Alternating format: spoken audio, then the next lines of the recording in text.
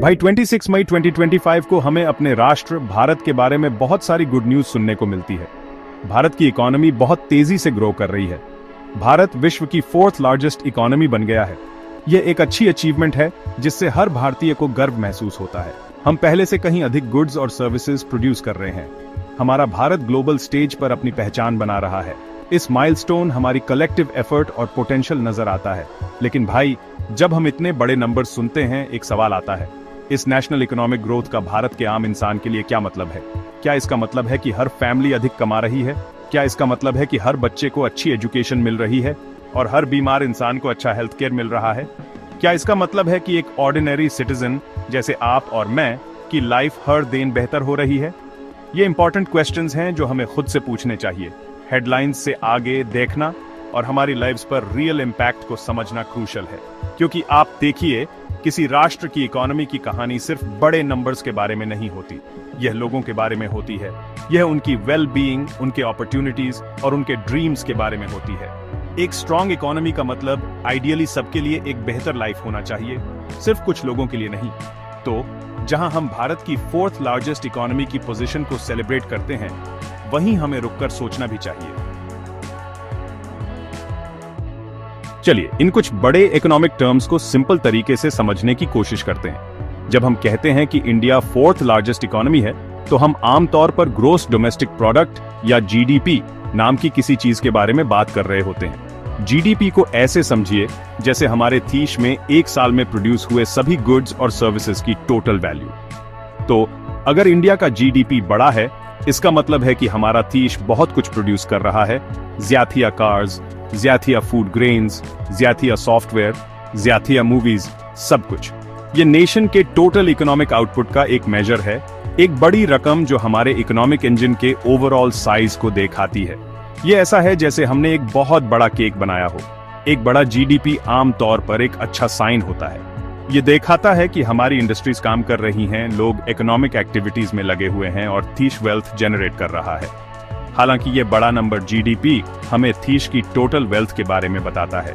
यह हमें यह नहीं बताता कि यह वेल्थ इंडिया के लोगों के बीच कैसे शेयर होती है। यहीं पर एक और टर्म बहुत इंपॉर्टेंट हो जाता है, per capita income. Per capita income का मतलब है देश में हर इंसान की एवरेज इनकम। इसे देश की टोटल नेशनल इनकम, जो जीडीपी से रिलेटेड है, को उसकी टोटल पॉपुलेशन से डिवाइड करके कैलकुलेट किया जाता है।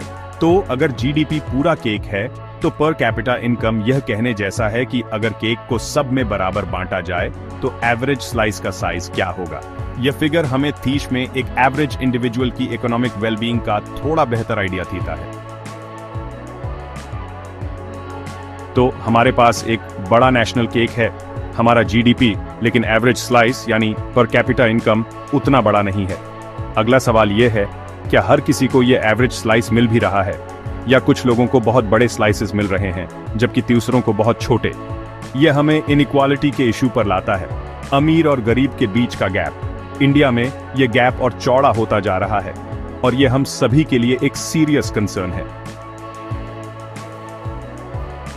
जब हम किसी देश की प्रोग्रेस की बात करते हैं, तो यह सिर्फ पैसे के बारे में नहीं होता, यह उसके सिटीजन्स की क्वालिटी ऑफ लाइफ के बारे में भी होता है। क्या लोग हेल्थी हैं? क्या वे एजुकेटेड हैं? क्या उनके पास एक डिसेंट स्टैंडर्ड ऑफ लिविंग है?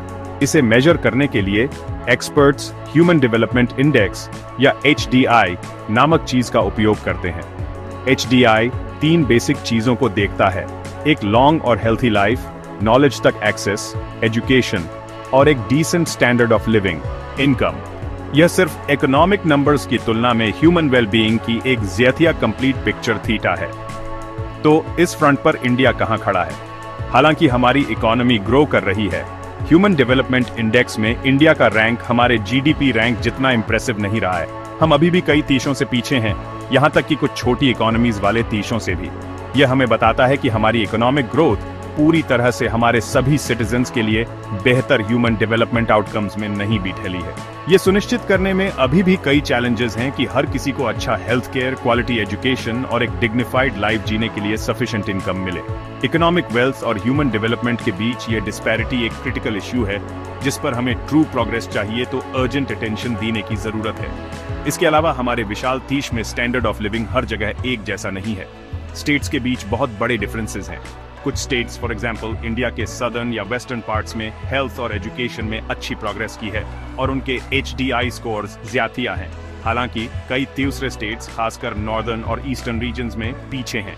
यह रीजनल इम्बैलेंस इनइक्वालिटी की एक और पर्थ है जिसे हमें एड्रेस करना चाहिए। इकोनॉमिक वेल्थ और ह्यूमन डेवलपमेंट के बीच यह डिस्पैरिटी एक क्रिटिकल इश्यू है जिस पर हमें ट्रू प्रोग्रेस चाहिए तो अर्जेंट अटेंशन देने की जरूरत है।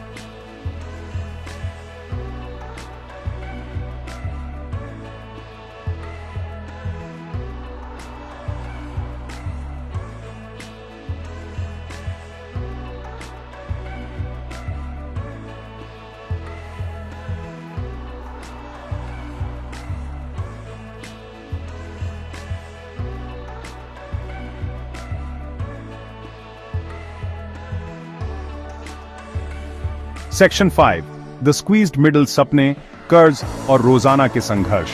अब चलिए हमारी सोसाइटी के एक बहुत इंपॉर्टेंट पार्ट मिडिल क्लास के बारे में बात करते हैं। इंडियन मिडिल क्लास को अक्सर ग्रोथ का इंजन माना जाता है, जिनकी एस्पिरेशंस एक बेहतर लाइफ, अपने बच्चों के लिए अच्छी एजुकेशन और एक कंफर्टेबल घर की होती है। वे कड़ी मेहनत करते हैं, अपने टैक्सेस पे करते हैं और इकोनॉमी में सिग्निफिकेंटली कंट्रीब्यूट करते हैं। कई सालों तक इस ग्रुप के लिए अपवर्ड मोबिलिटी का सपना बहुत रियल था। उनका मानना था कि कड़ी मेहनत और एजुकेशन से वे अपनी फैमिलीज के लिए एक सिक्योर और प्रॉस्परस फ्यूचर हासिल कर सकते हैं। इस एस्पिरेशन ने इंडिया के हाल के डायनामिज्म और ग्रोथ को काफी फ्यूल किया है। हालांकि हाल के दिनों में मिडिल क्लास में कई लोग स्क्वीज्ड महसूस कर रहे हैं। कॉस्ट ऑफ लिविंग लगातार बियाज रही है। Essential goods, housing, health care और एजुकेशन की प्राइसेस भी आज रही है, अक्सर उनकी इनकम से भी तेज। इससे उनके लिए पैसे सेव करना या अपने फ्यूचर में इन्वेस्ट करना मुश्किल हो जाता है। जिसे पहले एक कंफर्टेबल मिडिल क्लास लाइफ माना जाता था, वह अब हासिल करना और मेंटेन करना ज्यादा मुश्किल लगता है। कई फैमिलीज खुद को महीने भर बस जैसे तैसे गुजारा करते हुए पाती हैं, सिर्फ अपने एक्सपेंसेस मैनेज करने की कोशिश में। एक स्टेडीली इंप्रूविंग लाइफस्टाइल का सपना इन हाउसहोल्ड्स की एक बड़ी संख्या के लिए सिग्निफिकेंट हेडविंड्स का सामना कर रहा है। मिडिल क्लास फैमिलीज के लिए सबसे बड़ी चिंताओं में से एक एजुकेशन और हेल्थ केयर की बढ़ती कॉस्ट है। सेक्शन 6 सरकार से एमटीएच का हाथ, आयुष्मान भारत की पड़ताल। इनमें से कुछ चैलेंजेस को पहचानते हुए खासकर वल्नरेबल लोगों के हेल्थ केयर में गवर्नमेंट ने कई स्कीम्स लॉन्च की हैं। सबसे ज्यादा टॉक्ड अबाउट इनिशिएटिव्स में से एक है आयुष्मान भारत प्रधानमंत्री जन आरोग्य योजना, जिसे अक्सर PMJ कहा जाता है। इस स्कीम का एम गरीब और वल्नरेबल फैमिलीज को हेल्थ इंश्योरेंस कवरेज प्रोवाइड करना है। गोल उन्हें उन कैटास्ट्रोफिक हेल्थ एक्सपेंडिचर्स से बचाना है जो उन्हें गरीबी में धकेल सकते हैं।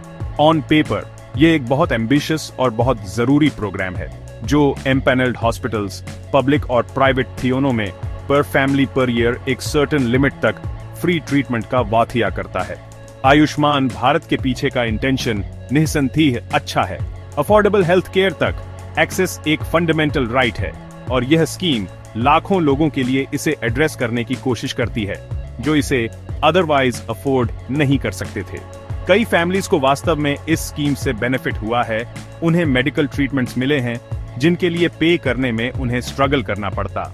आयुष्मान भारत के तहत टाइमली इंटरवेंशन के कारण जाने बचने और फैमिलीज को फाइनेंशियल रूइन से बचाने की स्टोरीज हैं। ये सक्सेसेस ऐसी large scale public health initiatives की पोटेंशियल को दिखाती हैं जो लोगों की लीव्स में रियल डिफरेंस ला सकती हैं, खासकर इकोनॉमिक लैडर के सबसे नीचे वालों के लिए।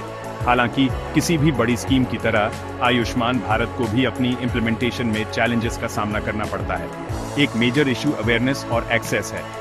कई एलिजिबल फैमिलीज, खासकर रिमोट रूरल एरियाज में, शायद इस स्कीम के बारे में अवेयर न हों या इसके बेनिफिट्स कैसे उठाएं यह न जानती हों। अगर वे अवेयर भी हों तो एम्पैनल्ड हॉस्पिटल तक पहुंचना डिफिकल्ट और कॉस्टली हो सकता है। सेक्शन 7 भविष्य के लिए भारत को शिक्षित करना, नेशनल एजुकेशन पॉलिसी 2020। एक और मेजर एरिया जहां गवर्नमेंट ने लॉन्ग टर्म चेंज के विजन के साथ इंटरवीन किया है वह है एजुकेशन। 2020 में नेशनल एजुकेशन पॉलिसी या NEP लॉन्च की गई थी। इस पॉलिसी का एम इंडिया के एजुकेशन सिस्टम में स्कूल से लेकर कॉलेजेस तक एक कंप्लीट ट्रांसफॉर्मेशन लाना है। ये एजुकेशन को ज्यादा होलिस्टिक, फ्लेक्सिबल, मल्टी डिसिप्लिनरी और 21st सेंचुरी की ज़रूरतों के सूटेबल बनाने की बात करती है। गोल्स बहुत एम्बिशियस हैं, सभी को क्वालिटी एजुकेशन प्रोवाइड करना और इंडिया को ग्लोबल नॉलेज सुपर पावर बनाना। यह एक क्रिटिकल एरिया है क्योंकि एजुकेशन हमारे यूथ की पोटेंशियल को अनलॉक करने की है। NEP 2020 में कई प्रॉमिसिंग फीचर्स हैं। यह अर्ली चाइल्डहुड केयर और एजुकेशन पर जोर देती है, जो एक बच्चे के डेवलपमेंट के लिए बहुत इंपॉर्टेंट है। यह स्कूल करिकुलम में चेंजेस प्रपोज करती है ताकि रट्टा मारना कम हो और क्रिटिकल थिंकिंग, क्रिएटिविटी और प्रैक्टिकल स्किल्स को इनकरेज किया जा सके। कम उम्र से वोकेशनल एजुकेशन पर फोकस है, जो स्टूडेंट्स को ज्यादा एम्प्लॉयबल बनने में हेल्प कर सकता है। हायर एजुकेशन में ये मल्टी डिसिप्लिनरी यूनिवर्सिटीज और कॉलेजेस की ओर बढ़ने का सुझाव देती है, जिसमें स्टूडेंट्स के लिए सब्जेक्ट्स चुनने की ज्यादा फ्लेक्सिबिलिटी हो। पॉलिसी एजुकेशन में पब्लिक इन्वेस्टमेंट बढ़ाने और टीचिंग और लर्निंग को इम्प्रूव करने के लिए टेक्नोलॉजी का यूज करने की भी बात करती है। अगर इफेक्टिवली इम्प्लीमेंट किया जाए तो NEP 2020 में हमारे एजुकेशन लैंडस्केप में पॉजिटिव चेंजेस लाने की पोटेंशियल है। एक ज्यादा स्किल्ड और नॉलेजेबल वर्कफोर्स इंडिया की इकोनॉमिक और सोशल प्रोग्रेस में सिग्निफिकेंटली कंट्रीब्यूट कर सकती है। Section 8 voices of wisdom, experts हमारी आगे की राह के बारे में क्या कहते हैं। जब हम इकोनॉमिक प्रोग्रेस और इनइक्वालिटी जैसे कॉम्प्लेक्स इश्यूज को समझने की कोशिश करते हैं तो यह सुनना हेल्पफुल होता है कि जिन एक्सपर्ट्स ने इन मामलों का गहराई से स्टडी किया है वे क्या कहते हैं। इकोनॉमिस्ट, सोशियोलॉजिस्ट्स और डेवलपमेंट थिंकर्स वैल्यूएबल इंसाइट्स और सजेशंस देते हैं। कई एक्सपर्ट्स इस बात से सहमत हैं कि इंडिया की हाई GDP ग्रोथ कमेंडेबल है, लेकिन हमें इंक्लूसिव ग्रोथ, ऐसी ग्रोथ जो सभी को बेनिफिट दी, न कि सिर्फ कुछ लोगों को पर कहीं ज्यादा फोकस करने की जरूरत है। वे बताते हैं कि हाई इनइक्वालिटी असल में पॉपुलेशन के एक बड़े हिस्से के लिए अपॉर्चुनिटीज कम करके और सोशल इंस्टेबिलिटी पैदा करके लॉन्ग टर्म इकोनॉमिक ग्रोथ को हार्म पहुंचा सकती है। एक्सपर्ट ओपिनियंस में एक कॉमन थीम ऐसी पॉलिसीज की जरूरत है जो सीधे वेल्थ और इनकम इनइक्वालिटी को एड्रेस करें। इसमें ज्यादा प्रोग्रेसिव टैक्सेशन जैसे मेजर्स शामिल हो सकते हैं, जहां अमीर एक फेयर शेयर कंट्रीब्यूट करें। इसमें सोशल सेफ्टी नेट्स को मजबूत करना भी शामिल हो सकता है, ऐसे प्रोग्राम्स जो गरीब और वल्नरेबल लोगों को सपोर्ट प्रोवाइड करते हैं, जैसे food security schemes, employment guarantee programs और पेंशन्स। एक्सपर्ट्स हेल्थ और एजुकेशन जैसी पब्लिक सर्विसेज में ज्यादा इन्वेस्ट करने के इम्पोर्टेंस पर भी जोर देते हैं, क्योंकि ये ह्यूमन कैपिटल बनाने और सभी सिटीजन्स को उनके इकोनॉमिक बैकग्राउंड की परवाह किए बिना इक्वल अपॉर्चुनिटीज प्रोवाइड करने के लिए क्रूशल है। कई इकोनॉमिस्ट ज्यादा गुड क्वालिटी जॉब्स क्रिएट करने की अर्जेंट नीड को भी हाईलाइट करते हैं। हालांकि हमारी इकोनॉमी ग्रो कर रही है, ग्रोथ हमेशा जॉब रिच नहीं रही है। हमें ऐसे एम्प्लॉयमेंट अपॉर्चुनिटीज की जरूरत है जो डिसेंट वेजेस, जॉब सिक्योरिटी और सोशल प्रोटेक्शन प्रोवाइड करें।